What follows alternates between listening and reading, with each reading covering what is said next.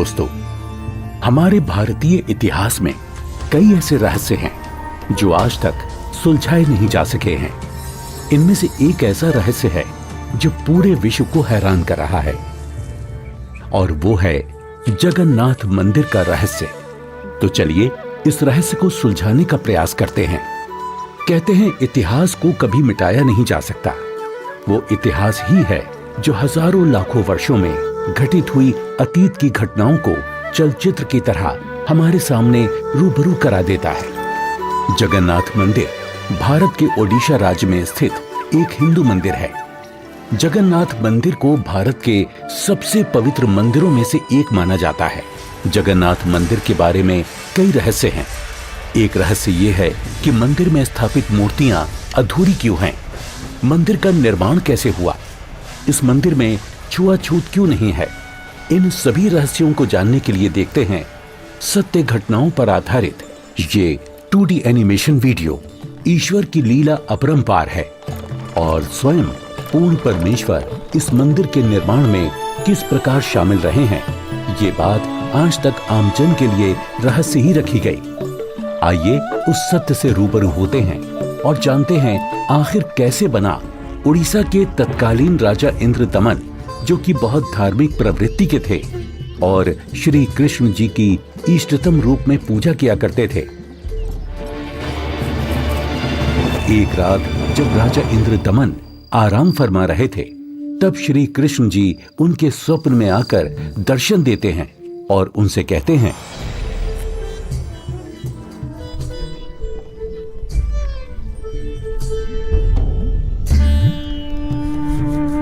इंद्रदमन। हे प्रभु, आप? हे इंद्रदमन, मेरी मृत्यु के उपरांत जिस संदूक में मेरी अस्थियां विसर्जित की गई थी, वो काष्ठ का संदूक पानी में बहता हुआ तेरे राज्य में पुरी में समुद्र किनारे आ लगा है। मैं चाहता हूं कि तुम मेरे आदेश से उस संदूक को उसी स्थान पर रखकर उसके ऊपर मंदिर यादगार रूप में बनवा दो, जिसका नाम जगन्नाथ होगा। और उस मंदिर में एक विप्र रख देना जो श्रद्धालुओं को पवित्र गीता के अनुसार ज्ञान प्रचार करेगा। याद रहे, इस मंदिर में ना तो कोई मूर्ति होनी चाहिए और ना ही कोई पाखंड। जैसा आपका आदेश महाराज। किंतु भगवान, कृपा करके मुझे वो स्थान दिखा दीजिए जहां मंदिर का निर्माण किया जाना है। ठीक है वत्स, मैं तुम्हें वहां ले चलता हूं।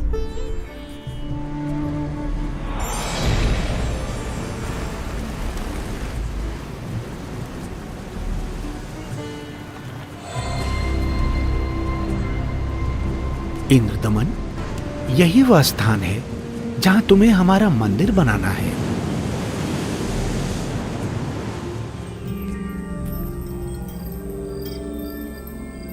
भोर होते ही राजा इंद्रदमन ये बात अपनी पत्नी को बताते हैं। फिर उसके बाद मेरी आंख खुल गई। स्वामी, इस शुभ कार्य में देरी कैसी? सर्व संपत्ति उन्हीं की दी हुई है, उन्हीं को अर्पित करने में क्या सोचना। राजा इंद्रदमन तुरंत अपने मंत्रियों की सभा बुलाते हैं और मंदिर बनाने के लिए राज्य के सबसे कुशल कारीगरों को इकट्ठा किया जाता है। जिसके बाद सभी पुरी नामक स्थान पर पहुंच जाते हैं जहां वो संदूक तैर रहा था। उसे निकलवाकर जमीन खोदकर संदूक दबा देते हैं।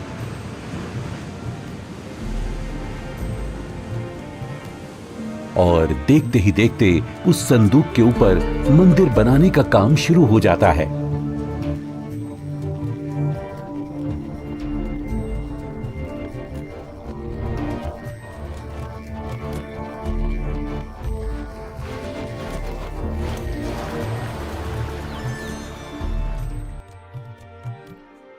महाराज की जय हो। प्रभु श्री कृष्ण जी की दया से मंदिर बनकर तैयार है महाराज। राजन, बहुत सुंदर मंदिर बनकर तैयार हुआ है। सब श्री कृष्ण जी की कृपा। पीछे हट जाओ, पीछे हट जाओ सभी, चलो, समुद्री तूफान आ रहा है, समुद्री लहरें इतनी ऊपर उठकर हमारी तरफ आ रही हैं। लहरें बहुत तेज हैं। भागो भागो, तूफान आ गया। राजन, ये लहरें तो बहुत ऊंची हैं। हमें अतिशीघ्र यहाँ से निकलना होगा।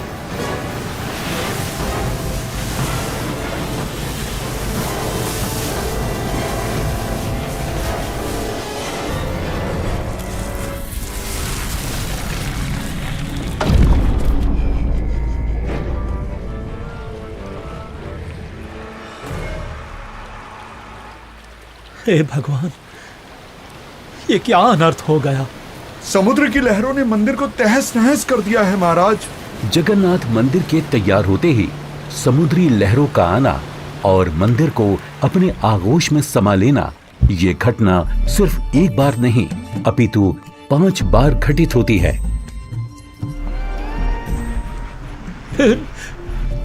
नहीं नहीं, ये नहीं हो सकता। अपने आप को संभालें राजन, हौसला रखें। न जाने समुद्र मुझसे कौन से जन्म का बदला ले रहा है। मैं क्या करूं, कुछ समझ नहीं आ रहा है। राजकोष भी खाली हो चुका है। अब और मंदिर बनवाने का मेरा सामर्थ्य ही नहीं बचा। हे भगवान, यह तुच्छ जीव आपके आदेश का पालन अब नहीं कर पाएगा। मुझे माफ कर देना भगवान, माफ कर देना। राजा के 100 यत्न करने के बावजूद मंदिर नहीं बन रहा था। तब काल ब्रह्म से हुए वचन के मुताबिक सर्व सृष्टि के रचनाहार, सभी आत्माओं के जनक, दुखहर्ता कबीर प्रभु अपने निज धाम सतलोक से आकर वहां प्रकट होते हैं और एक संत रूप में राजा के दरबार में पहुंच जाते हैं।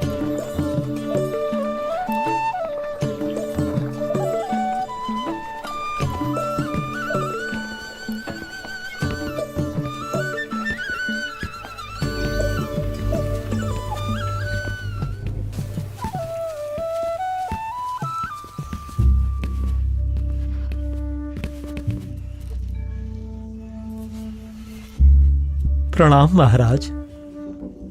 प्रणाम। क्या बात है राजन, कैसे उदास बैठे हो? हे महात्मा जी, परमात्मा कृष्ण जी के आदेश से समुद्र किनारे मंदिर का निर्माण करवाया था, किंतु समुद्र ने उसे तोड़ दिया। अब की बार समुद्र नहीं तोड़ेगा, आप मंदिर बनवाओ। क्षमा करें महाराज, मंदिर 5 बार बनवाया है, परंतु 5 बार समुद्र ने उसे तोड़ दिया है। कोई बात नहीं इंद्रदमन, यदि मन बने तो मेरे पास आ जाना। मैं यहीं पास में पहाड़ी पर रहता हूं, वहीं पर मेरी कुटी है।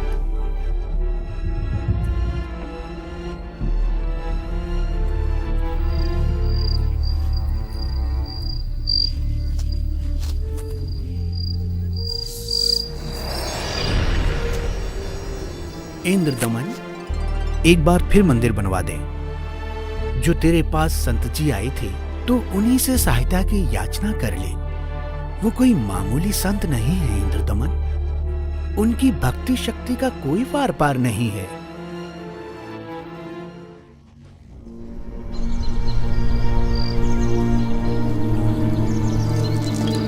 क्या हुआ महाराज?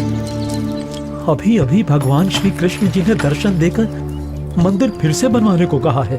अच्छा। और बताया है कि जो संत समुद्र को रोकने की बात कर रहे थे वो बहुत शक्ति युक्त हैं। मुझे उन्हीं के पास जाकर प्रार्थना करनी चाहिए। प्रभु कह रहे हैं तो आप मत चूको महाराज, प्रभु का मंदिर फिर बनवा दो। बनवाना तो मैं भी चाहता हूँ, किंतु अब तो राजकोष भी खाली हो चुका है। इस वक्त मैं धर्म संकट में फंस चुका हूँ।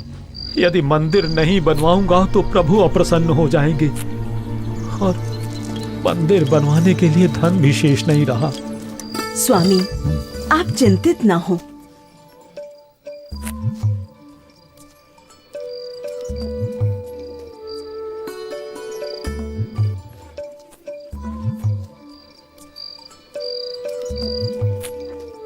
मेरे पास आभूषणों की कोई कमी नहीं है। किंतु रानी, आपके आभूषण। अभी उसकी चिंता आप ना करें राजन। आपका और मेरा दुख एक ही है, दो नहीं है। आप संकट में हैं, मैं इन आभूषणों का क्या करूंगी? आप बस भगवान के आदेश के अनुसार मंदिर निर्माण का कार्य पुनः प्रारंभ करवाएं। स्वामी, ये आभूषण भी भगवान के ही दिए हुए हैं और भगवान के आदेश का पालन करने में इनका सहयोग लेना मैं अपना सौभाग्य समझूंगी। जी। सुबह उठते ही राजा इंद्रदमन अपने महामंत्री को बुलाकर भगवान श्री कृष्ण जी के आदेश के बारे में बताते हैं। आप जाइए और मंदिर कार्य पुनः प्रारंभ कराने की तैयारी करें।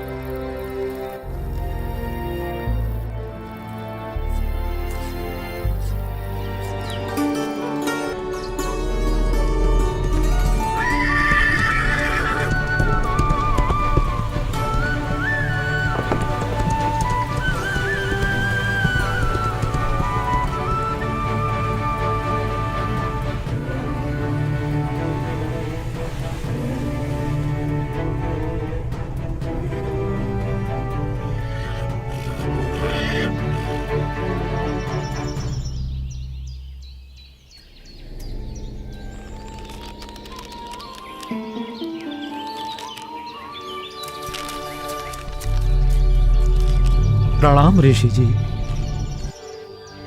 कहो इंद्रदमन, कैसे आना हुआ? हे महात्मा, मुझे माफ कर दो। मैंने आप पर विश्वास नहीं किया। स्वप्न में भगवान श्री कृष्ण जी ने बताया है कि आप समर्थ ऋषि हैं। मुझ दीन पर कृपा करो। राजन, जिस ओर से समुद्र हर बार आकर मंदिर को बहा ले जाता है, आप उस ओर एक छोटा सा चबूतरा बनवा दें, जिस पर बैठकर मैं परमात्मा की भक्ति करूंगा। जो आज्ञा महाराज। कुछ समय बाद मंदिर का निर्माण कार्य तकरीबन पूरा हो चुका था। एक दिन राजा स्वयं खड़े होकर निर्माण कार्य देख रहे होते हैं। तभी वहां गोरखनाथ जी आ जाते हैं। प्रणाम स्वीकार करें महात्मन। इंद्रदमन, आप भगवान का इतना सुंदर मंदिर बनवा रहे हैं, किंतु सुना है कि इस मंदिर में कोई मूर्ति नहीं लगा रहे। ऐसा क्यों? मुनिवर क्षमा करें। भगवान श्री कृष्ण ने स्वयं स्वप्न में आकर मुझे मूर्ति लगाने से मना किया है। राजन, सपना तो सपना ही होता है। आपको हमारे आदेश का पालन करना होगा। मंदिर में भगवान कृष्ण की मूर्ति की स्थापना की जाए। हे महात्मन, जैसा आपका आदेश। हाँ, और याद रहे, मूर्ति चंदन की लकड़ी से बनाई जाए।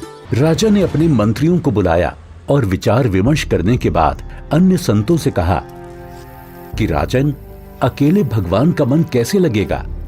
मंदिर में भगवान श्री कृष्ण जी के साथ साथ बलराम और सुभद्रा की मूर्ति भी स्थापित की जाए।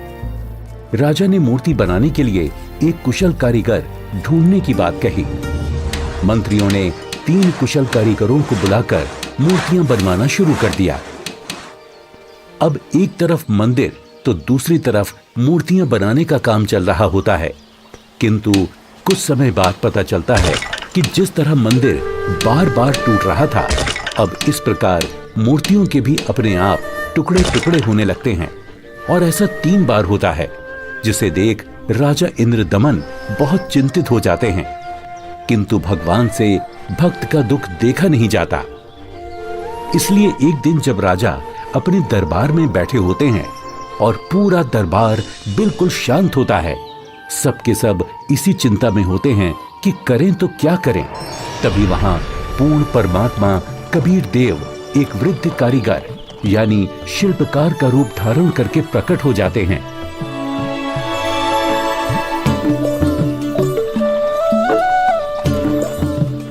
राजा से कहो कि मैं एक शिल्पकार हूँ और मूर्ति बनाना बड़े अच्छे से जानता हूँ।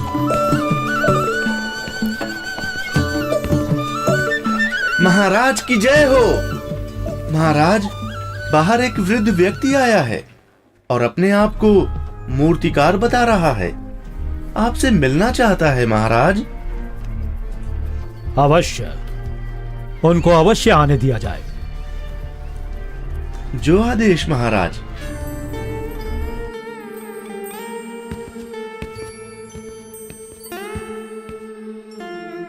ये कारीगर तो बड़ा अनुभवी लगता है। अवश्य भगवान की ही कोई लीला है। हे राजन, मैंने सुना है कि प्रभु के मंदिर के लिए मूर्तियां पूर्ण रूप से बन नहीं पा रही हैं। जी, आपने बिल्कुल सही सुना है। मैं 80 वर्ष का वृद्ध हो चुका हूं और मुझे 60 वर्ष का अनुभव है राजन। चंदन की लकड़ी की मूर्ति प्रत्येक कारीगर नहीं बना सकता। यदि आपकी आज्ञा हो तो सेवक उपस्थित है। हे कारीगर, आप मेरे लिए भगवान ही हैं, जो कारीगर बनकर आए लगते हो। कृपया आप शीघ्र, अति शीघ्र ही मूर्तियां बना दो। मूर्तियां तो मैं बना दूंगा, किंतु राजन, मेरी एक शर्त है। क्या शर्त है आपकी? राजन, मूर्ति बनाने के लिए मुझे एक कमरा चाहिए, जिसे अंदर से बंद करके मैं बड़ी स्वच्छता से मूर्ति तैयार करूंगा। और जब मूर्तियां तैयार हो जाएंगी तो मैं स्वयं दरवाजा खोलूंगा। ठीक है। एक बात और राजन, यदि किसी ने मेरे बाहर आने से पहले दरवाजे को खोलने का प्रयास किया तो मूर्तियां फिर पूरी बन नहीं पाएंगी। वो जितनी बनी होंगी उसी हालत में आपको मिलेंगी और फिर उन्हें पूर्ण कर पाना संभव नहीं होगा राजन। जैसी आपकी इच्छा। मंत्री जी, मूर्तियां बनाने के लिए सब बंदोबस्त किया जाए।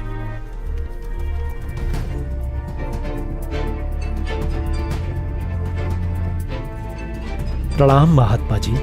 इंद्रदमन, मूर्तियां बनवाई क्या?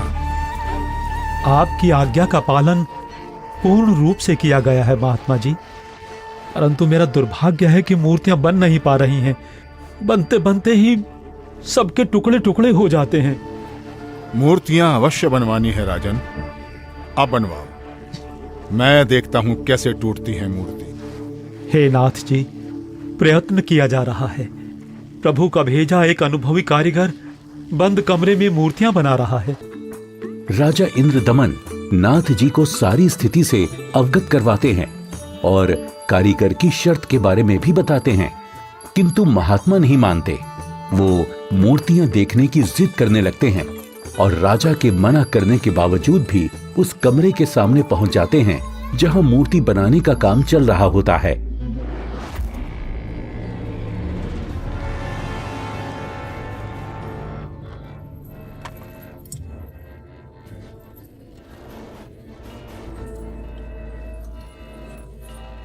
कारीगर, दरवाजा खोलो। दरवाजा खोलो कारीगर। मैं कहता हूं दरवाजा खोलो कारीगर, हमें मूर्तियां देखनी हैं। राजन, आप बता रहे हो 80 वर्षीय वृद्ध हैं और 12 दिन से खाना पीना भी नहीं किया है। अब आवाज भी बंद है, कहीं कारीगर मर न गया हो। आप दरवाजे को तोड़वा दीजिए। राजा ना चाहते हुए भी नाथ जी के कहने पर दरवाजे को सैनिकों से तुड़वा देते हैं।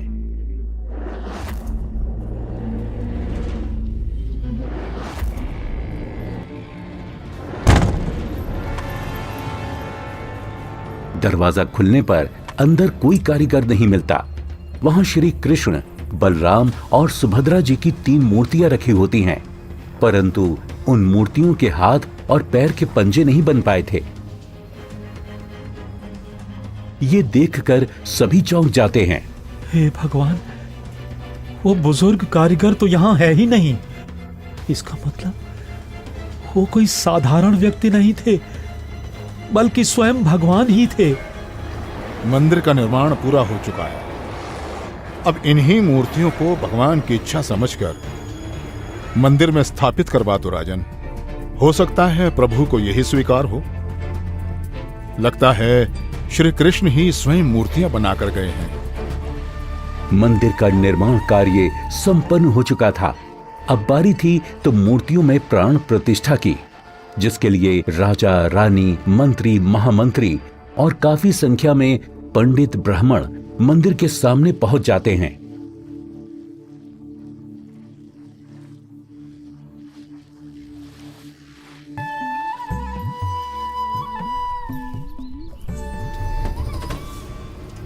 रे दुर्बुद्धि शूद्र, अपवित्र! देखता नहीं मंदिर का द्वार अपवित्र कर दिया तूने। ये क्या हो गया? शूद्र कैसे बन गई? भगवान, ये कैसे हो गया? ये कैसे हो गया भगवान? कैसे हो गया?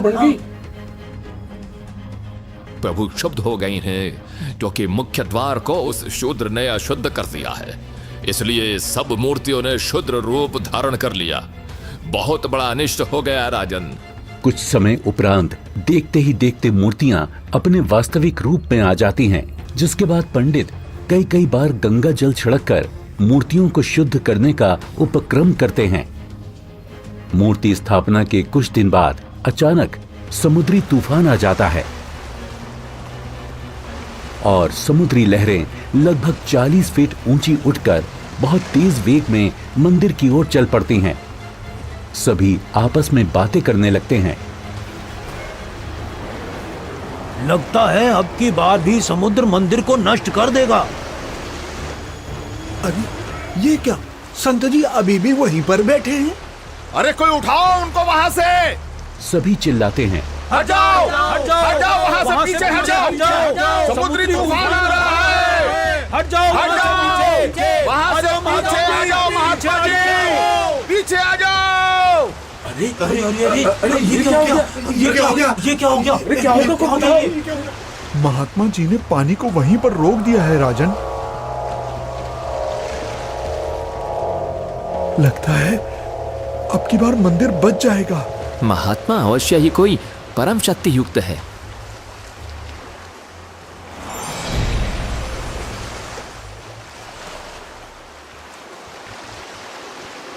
हे भगवान, मुझे रास्ता देने की कृपा करें। मैं मंदिर तोड़ने जाऊंगा। वत्स, ये मंदिर नहीं है। यहाँ पाखंड पूजा नहीं होगी, बल्कि गीता का ज्ञान सुनाया जाएगा। ये तो आश्रम है। आप जैसे बलवान को शोभा नहीं देता कि इसको विध्वंस करें। लेकिन मैं इसे अवश्य तोड़ूंगा, चाहे कुछ भी हो। अगर ऐसा है तो जाइए समुद्रदेव, तोड़िए।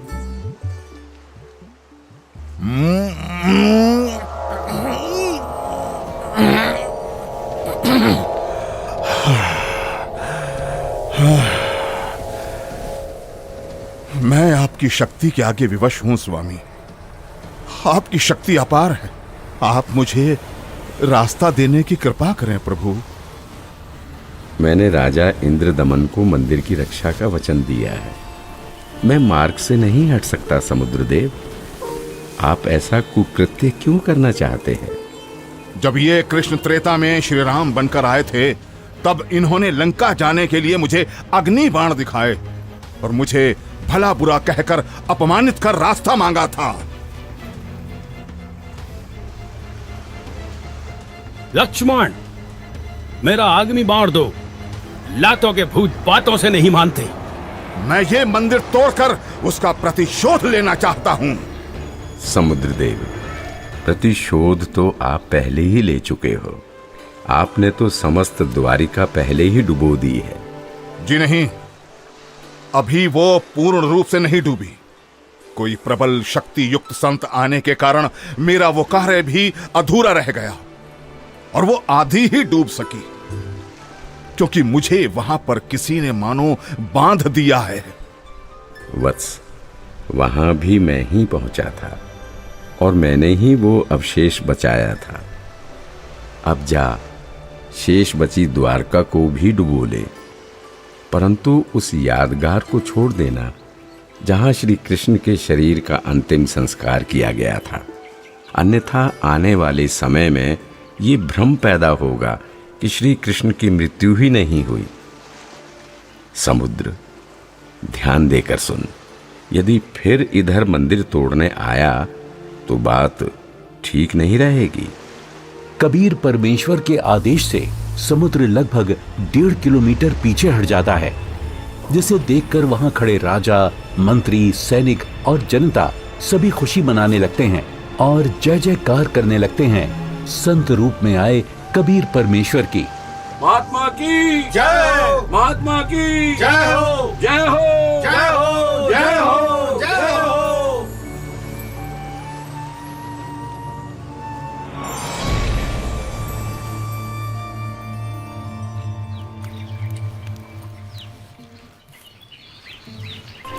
पंडित जी, सब कुछ करके देख लिया। आपका कुष्ठ रोग तो बढ़ता ही जा रहा है। भगवान, हे परमेश्वर, ये क्या हो गया? हे प्रभु, कष्ट हरो महाराज, क्षमा करो महाराज।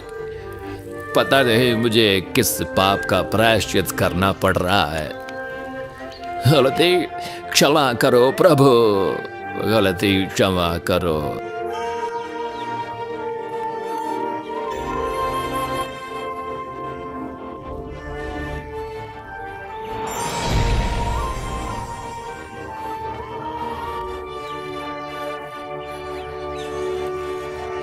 हे भक्त, तूने मुख्य द्वार पर खड़े एक संत को नीच जाति का समझकर धक्का दिया है।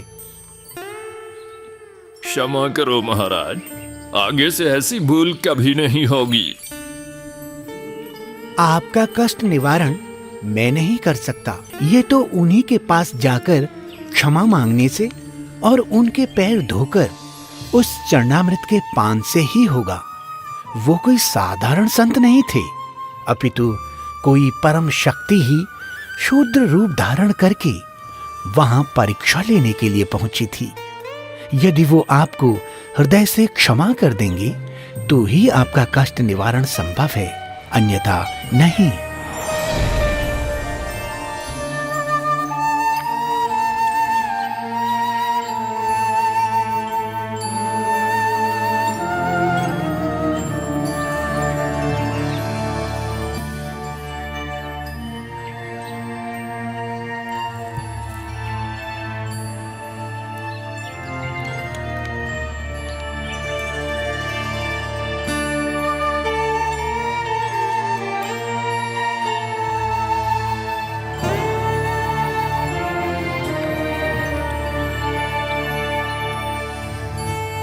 सुना है कि पंडित जी ने प्राण प्रतिष्ठा वाले दिन जिसको धक्के मारकर मंदिर से बाहर गिराया था, भगवान श्री कृष्ण ने दर्शन देकर उन्हीं से माफी मांगने को कहा है। अच्छा? हाँ, मुनि की खोज सभी कर रहे हैं ताकि पंडित जी का कोढ़ का रोग ठीक हो सके। आसपास के पूरे क्षेत्र में घूमने के बाद भी जब परमेश्वर का वो शुद्र रूप कहीं दिखाई नहीं दिया, तब वापस मंदिर जाते समय पंडित जी मन ही मन भगवान से प्रार्थना करते हैं, प्रभु, प्रभु,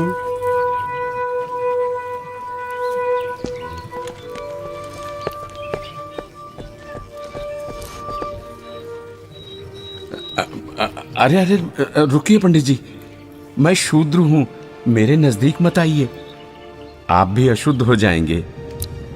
आप ऐसा न बोले, मैं बहुत शर्मिंदा हूं भगवान। परवरदिगार, मेरा दोष क्षमा कीजिए, मुझ पर दया कीजिए करुणानिधि। क्या बात है पंडित जी, आप क्यों विलाप कर रहे हैं? महाराज, उस दिन मुझसे बहुत बड़ी भूल हो गई, मुझे क्षमा कर दीजिए प्रभु। ये नीच प्राणी प्रायश्चित करना चाहता है, अपने चरणों का जल देने की कृपा करें जिससे मेरा कोढ़ ठीक हो सके प्रभु।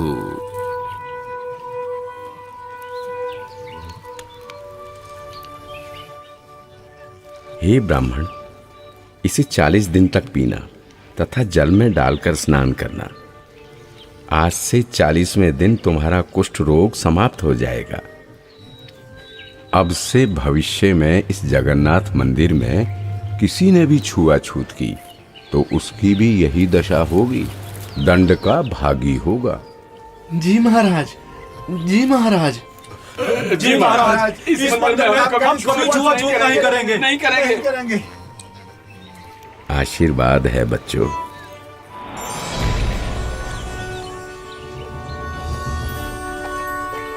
कहते हैं जगत का पेख ना पेख्या, धनी का नाम ना लेखिया। कोई कहता है कि मंदिर श्री कृष्ण जी ने बनवाया, तो कोई कहता है कि जगन्नाथ भगवान ने बनाया, लेकिन जो करने वाला था उसका कहीं नाम नहीं। खैर, वो परमात्मा अपने आप में ही पूर्ण है, वो किसी महिमा का मोहताज नहीं। तो आपने देखा कि किस प्रकार परमेश्वर कबीर देव जी ने संत रूप में प्रकट होकर समुद्र को रोककर जगन्नाथ मंदिर की स्थापना करवाई, कारीगर रूप में अवतरित होकर मूर्तियां बनाई और क्षुद्र रूप बनाकर मंदिर से छुआछूत जैसी बुराई को हमेशा हमेशा के लिए खत्म कर दिया। समर्थ का कार्य समर्थ ही कर सकता है। तो ये थी कहानी पुरी के जगन्नाथ मंदिर की, जिसे कबीर प्रभु ने बनवाया और हर वर्ग हर जाति के लोगों को समान अधिकार दिलवाया। जगन्नाथ मंदिर की सत्य कहानी का रहस्य संत रामपाल जी महाराज जी के मंगल प्रवचनों से लिया गया है।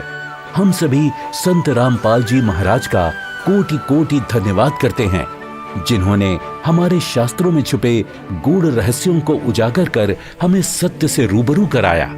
आज वर्तमान में केवल संत रामपाल जी महाराज ही तत्वदर्शी संत हैं, जो भक्ति और भगवान के बारे में वास्तविक जानकारी दे रहे हैं।